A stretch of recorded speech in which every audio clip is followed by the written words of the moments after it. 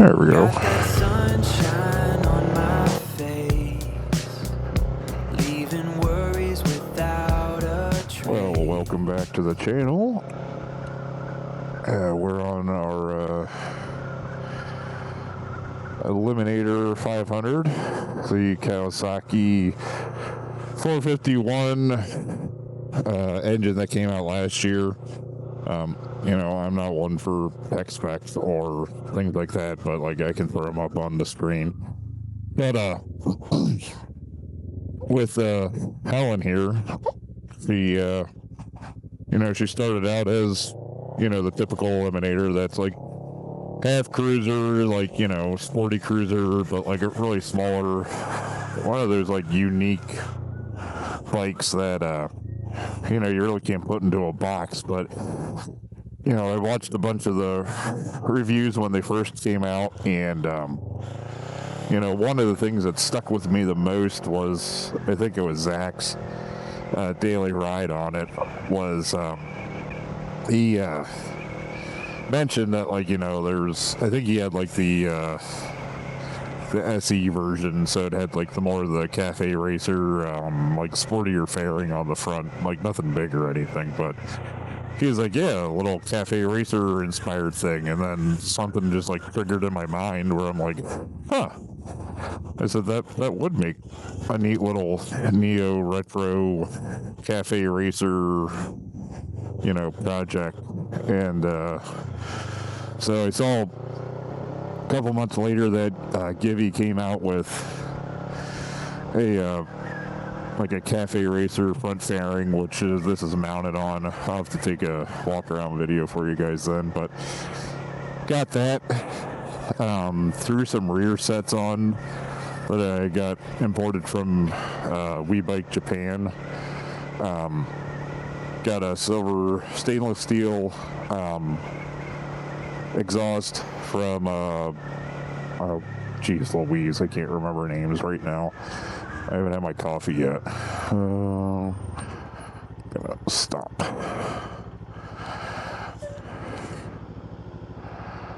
And go.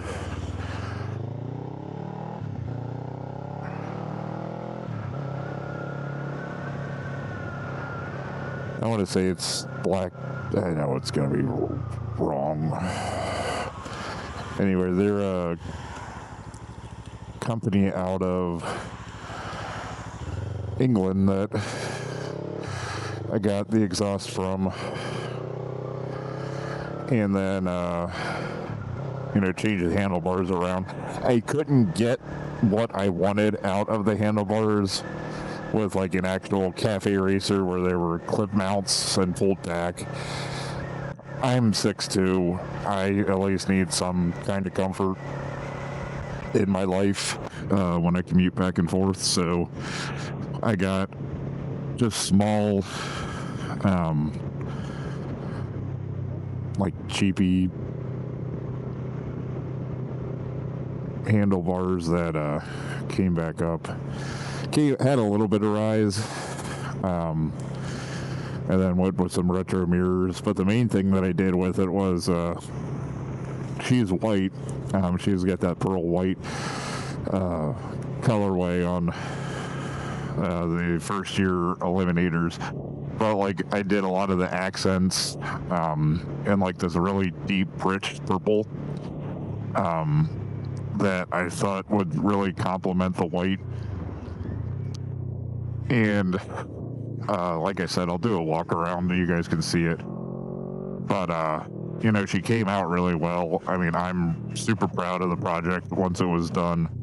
I mean, I know she's not going to be the fastest. I know she's not going to be, you know, anything like that where she's going to win any awards or she's going to be a track monster or anything, but aesthetically, she looks really good for, you know, something that I envisioned in my mind, and I think that it came out perfect the way that I envisioned it. And, you know, the rear sets are perfect with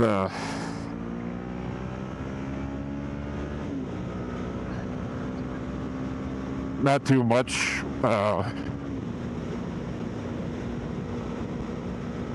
There we go. Not too, crazy of the rear set position from where they originally were. Like, yeah, my knees are tucked up, and I'm wearing a different helmet today. Or I'd show you what's going on with my knee position. I can do that tomorrow since I'll be taking her the rest of the week here. But, she's comfortable on the highway. Like, I had a street 765 that, had, I think it feels really similar to this with the foot position, because you could have got even bigger rear sets or even further rear sets on the 765 that I had. And, this is really comfortable. Like, yeah, I'm in a squatting position, but like on the highway, it's like really, it's comfy. Like, I'm still a little bit upright for my like of riding, but all in all, like, she's super comfortable. I do have one big last thing to do on her, and that is I got a set of Hagen shocks customized for myself to throw on the back, just because the stock shocks leave a lot to be desired. I am not the smallest guy, but I'm also not the largest guy, but I also know how a bike should feel just from riding so long, and I absolutely do not like the way that the back end bounces up and down. So one of the things in the summertime we'll be working on is definitely doing the shock replacement.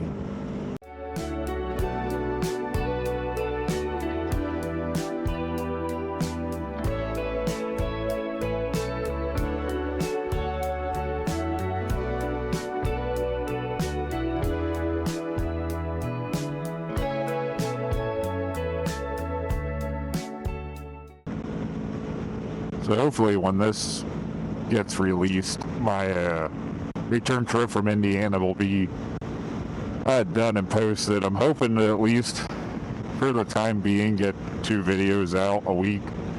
I know that's a lot with my busy schedule, especially with the kids and spending time with my wife and, my commute. But like going back and forth with the commute affords me a lot of time just to collect a lot of video. Even if I'm not talking during it, I can do voiceovers like the first video, or I can have a stream of consciousness like this, which is what this video will end up being, just a stream of consciousness of what you want to talk about, the bike, how get the proper specs and everything up on the screen with videos and links to what I have on the bike and whatnot. So just bear with me with that. Like I said, in the early morning commute, my brain's not all together with it, which I'm sure you guys all understand.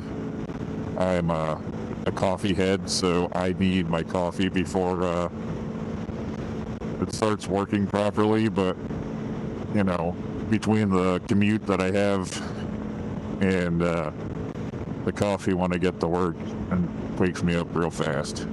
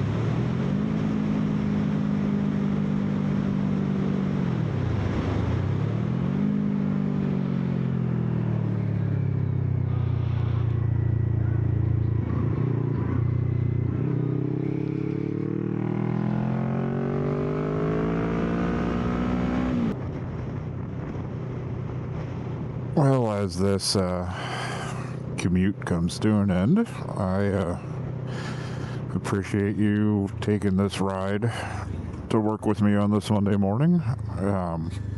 Like I said, the channel is a work in progress, so it's just gonna be one of those things that I gotta work on with talking and making sure that you guys can get the content that you want, and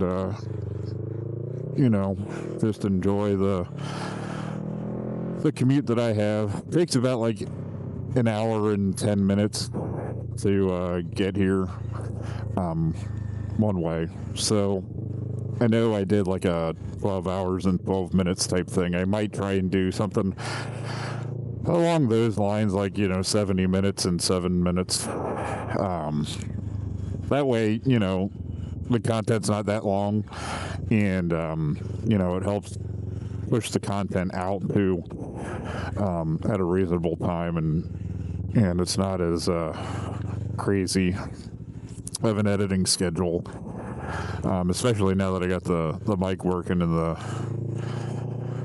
helmet and everything. So I do appreciate you reaching out. I'll start adding the stuff that I did with the bike. I know I apologize for not being on top of my back